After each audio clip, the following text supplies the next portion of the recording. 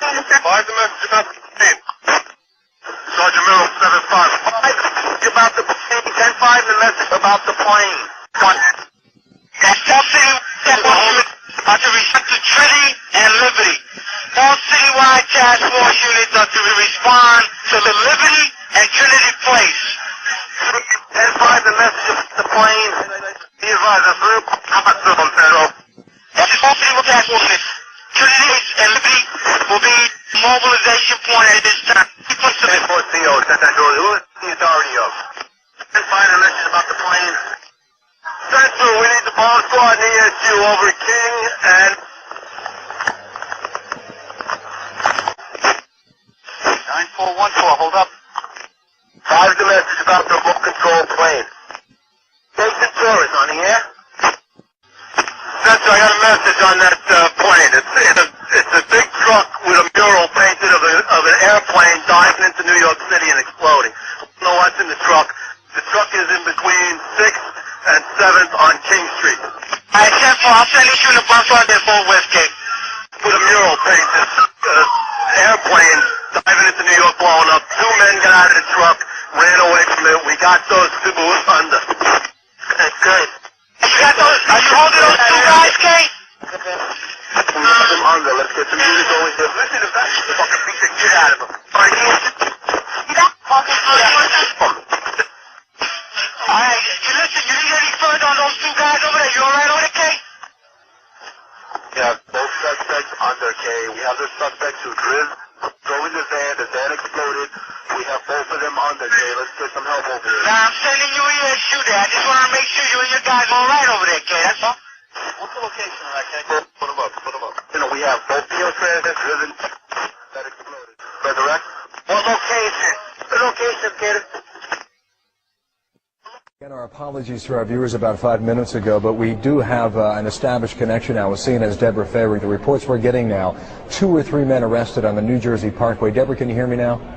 Yes, I can. That is the information that I am getting from 2 sources, that there was a van either on the New Jersey Turnpike or the Garden State Parkway, and that it was near the George Washington Bridge. There were 2 or 3 men who were in the van. The van was pulled over. It is not clear why the van was pulled over, but when it was, law enforcers found tons of explosives inside of the van. That is right now all I'm hearing, but again, 2 to 3 people in custody, and we are trying to get more information on that right now. Deborah, I don't mean to put you on the spot here. Do you know where on the Jersey Turnpike this was? How far from New York City? We do not know that. We are looking into that. There is one report that it was on the New Jersey Turnpike. There is another report that it was very close to the bridge, if not on the bridge. So again, these details are all emerging, and we're trying to piece them together. But that's what we've got so far. 2 to 3 people in custody right now, found with a van filled with explosives. All right, well understood. Deborah, where are you tonight? And word late tonight that 2 suspects are in FBI custody after a truckload of explosives was discovered around the George Washington Bridge. That bridge links New York to New Jersey over the Hudson River. Whether the discovery of those explosives has anything to do with other events today is unclear, but the FBI has 2 suspects in hand, said the truck load of explosives, enough explosives were in the truck to do great damage to the George Washington Bridge. But they arrested the 2 suspects and they're questioning them as we speak.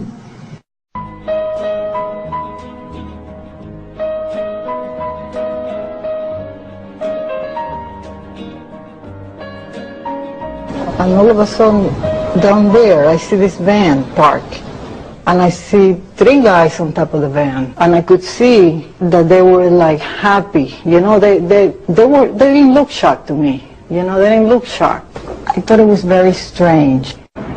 We had received an all points bulletin, and I just happened to see the van and, you know, hollered over to my lieutenant, you know, I think that could be the van. We checked it out, and it was.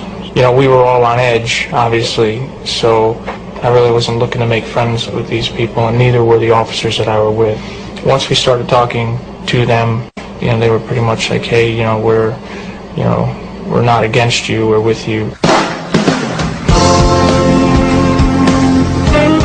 Más gracias por su comunicación. And at that point we were taken for another round of questioning, this time related to our allegedly being members of Mossad. The fact of the matter is we are coming from a country that experiences terror daily. Our purpose was to document the event. Our purpose was to document the event. I was watching the towers, and though I wasn't the closest, I saw them crumble to the earth like they were full of explosives. And they thought nobody noticed the news report that they did about the bombs planted on the George Washington Bridge. 4 non-Arabs arrested during the emergency, and then it disappeared from the news permanently. They dubbed the tape of Osama, and they said it was proof. Jealous of our freedom, I can't believe you bought that excuse. Rocking a motherfucking flag don't make you a hero. Word to ground zero, the devil crept into heaven, God overslept on the 7th. The new world order was born on September 11th.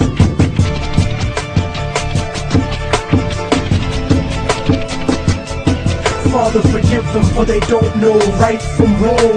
The truth is set you free, written down in a song. And the song has the cause of death written in code. The word of God brought to light that'll save your soul. Save your soul, motherfucker, save your soul.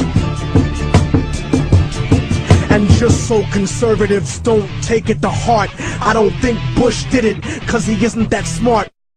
It has been more than 16 years since a civilian working for the Navy was charged with passing secrets to Israel.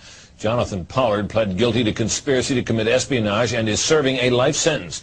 At first, Israeli leaders claimed Pollard was part of a rogue operation, but later took responsibility for his work. Now Fox News has learned some U.S. investigators believe that there are Israelis again very much engaged in spying in and on the U.S., who may have known things they didn't tell us before September 11th. Fox News correspondent Carl Cameron has details in the first of a 4-part series.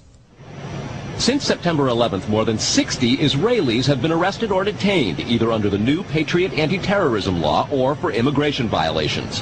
A handful of active Israeli military were among those detained, according to investigators, who say some of the detainees also failed polygraph questions when asked about alleged surveillance activities against and in the United States.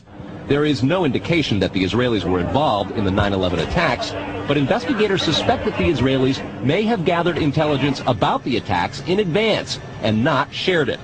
A highly placed investigator said there are, quote, tie-ins, but when asked for details, he flatly refused to describe them, saying, quote, evidence linking these Israelis to 9/11 is classified. I cannot tell you about evidence that has been gathered. It's classified information.